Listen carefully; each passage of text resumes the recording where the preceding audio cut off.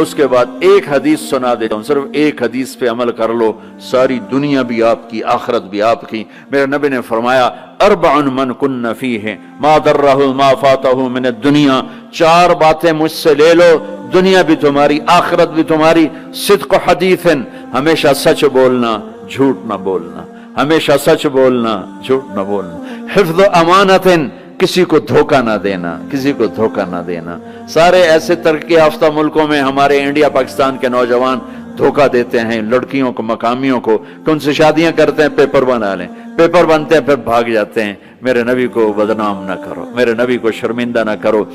ایک واقعہ لکھا ہے احسان دانش نے کہ دہلی میں جب انگریز کا راج تھا تو ایک یہ جو پک پاکٹ والا سردار تھا، اس کے آگے چیلے تھے، تو اس کا ایک چیلا، ایک شاگرد صرف 2 روپے لے کر آیا شام کو، تو اس نے اس کو پٹائی کی کہ صرف 2 روپے۔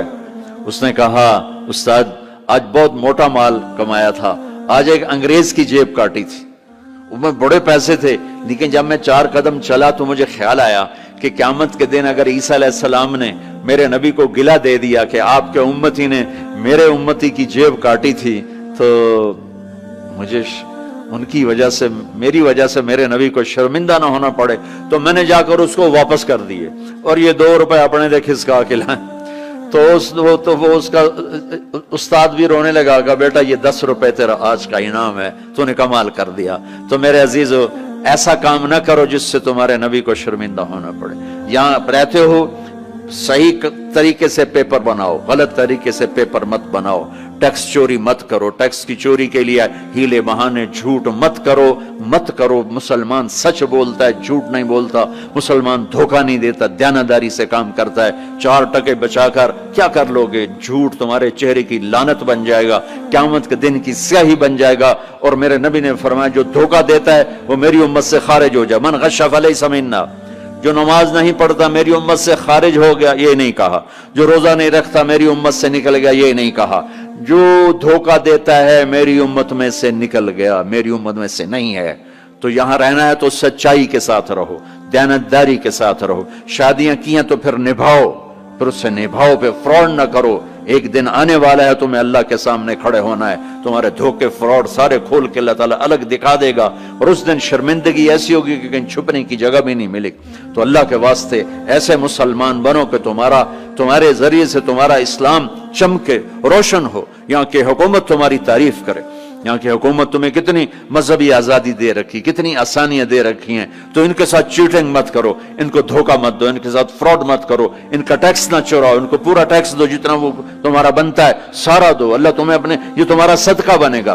زکوٰۃ تو مسلمان کو دی جاتی ہے، یہاں تمہیں نظر نہیں آتا، اپنے پاکستان میں، انڈیا میں زکوٰۃ بھیجو، لیکن صدقات ان کالوں کو دو جو غربت کے مارے تمہارے گھروں میں کام کرتے ہیں، تمہارے پاس کام کرتے ہیں، ان کو صدقات دو، نفلی صدقات، ان کو جتنا دے سکتے ہو دو، یہ تمہارے ہمدرد بنیں گے، تم سے محبت کریں گے، تم سے تمہارے قریب آئیں گے، تمہارے احسان مند ہوں گے۔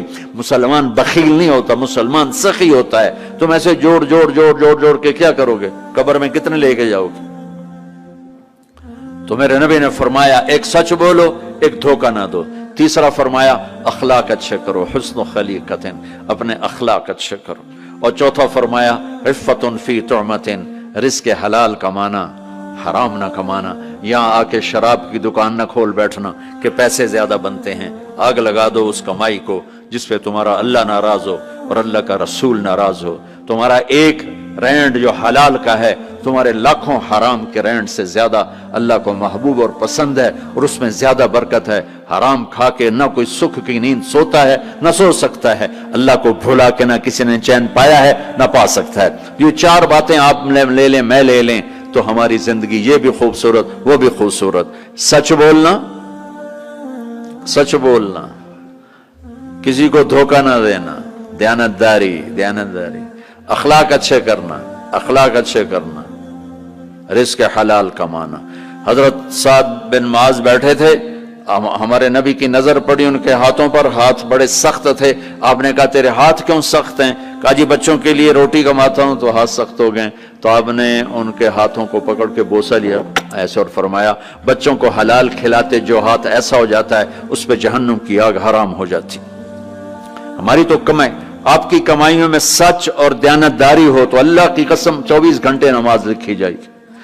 پانچ نمازیں نہیں لکھی جائیں گی، 24 گھنٹے کے سجدے لکھے جائیں گے. کام میں، جاب میں، شاپ میں، کاروبار میں، اپنی ملازمت میں اگر آپ سچائی اور دیانتداری والے ہو تو آپ کا ہر لمحہ خوبصورت ہے اور نماز اور بندگی ہے. اپنی فیملیز کے ساتھ رہتے ہو، ماں باپ ہیں، ان کی دعا لے لو، ان کی دعا لے لو. بیویاں ساتھ ہیں، ان کو عزت دو، احترام دو. گھر والوں کو حسن سلوک سے رکھنا یہ بہت بڑا ایمان ہے. میرے نبی نے فرمایا سب سے اعلیٰ درجے کا مسلمان وہ جو بیوی کے ساتھ اچھا سلوک کرتا. پھر آپ نے کہا میں اپنی بیویوں کے ساتھ سب سے اچھا سلوک کرتا. تو وہ ایک نوجوان میرے پاس آیا، کہنے لگا جی بیوی سے جھگڑا بہت ہوتا ہے تو مجھے کوئی تعویذ دے دو. میں نے کہا بیویوں پہ تعویذ چلتے ہی کوئی نہیں. کہنے لگا کیا کروں؟ میں نے کہا ایک طریقہ بتاتا ہوں. کہنے کہ بتائیں.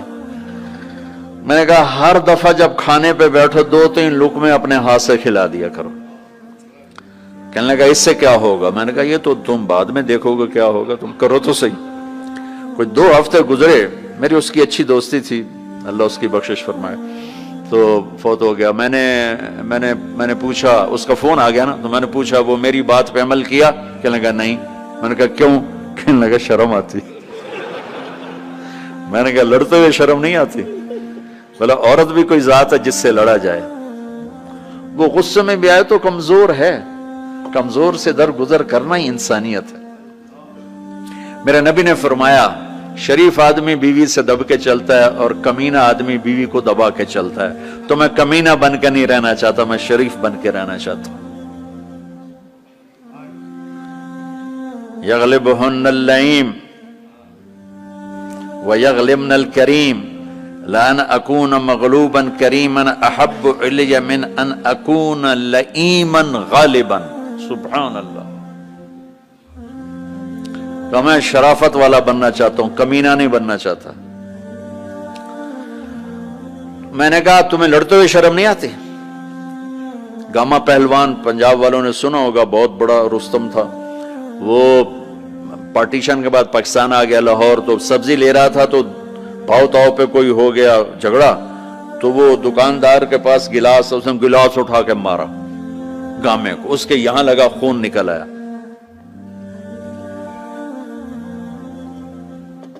اس نے چپ کر کے پکڑی کھولی اور نیچے سے یوں اس کو لا کر باندھ کے چل پڑا. تو لوگ انہوں نے اس کو پکڑ لیا، پہلوان جی اے ماڑا جا بندہ تو انہوں مار گیا، تو اسے انہوں آکھی کچھ نہیں، تو اسے تو پہلوان. کہنے لگا ماڑے نو مار دیا شرم ہوتی ہے. وہ کہنے لگا کمزور کو مارتے ہوئے شرم آتی. تو عورت پہ ہاتھ اٹھانا یا گالیاں دینا، اس کے ماں باپ کو گالیاں دینا، یہ تو جانوروں کا کام ہے، انسانوں کا کام تو نہیں ہے.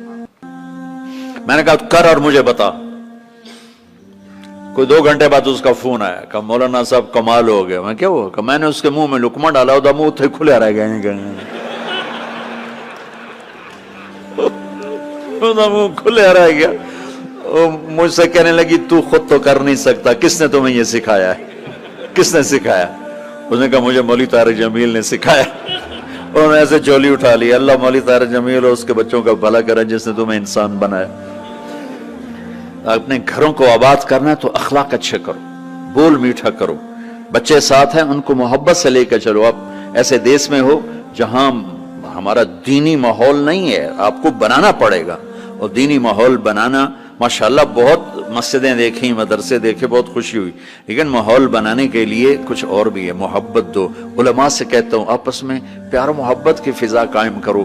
شدت پہ نہ چلو، نرمی پہ چلو، فتوے بازی پہ نہ چلو، محبت سے چلو. اختلاف رائے کرو، پر اختلاف رائے کو کفر تک پہنچا دینا، حرام تک پہنچا دینا، یہ اہل علم کا کام نہیں ہے. اہل علم ہوتے ہیں جو حلیم ہوتے ہیں، وقور ہوتے ہیں، اور وہ درگزر کرنے والے ہوتے ہیں، محبت کرنے والے ہوتے ہیں، معاف کرنے والے ہوتے ہیں، برداشت کرنے والے ہوتے ہیں. چھوٹی چھوٹی باتوں پہ فتوہ بازی اس سے بچو. اللہ تعالیٰ نے جو ہمیں یہ تبلیغ کا کام دیا ہے، اس میں آپ سب سے نیت کرواتا ہوں کہ 4 مہینے لگانے کی ساری نیت کر لو. کرتے نا نیت انشاءاللہ.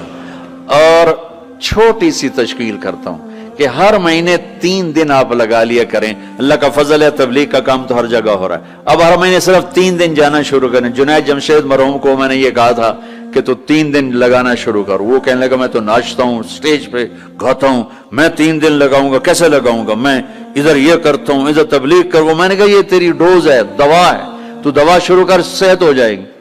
97 کی یہ بات ہے.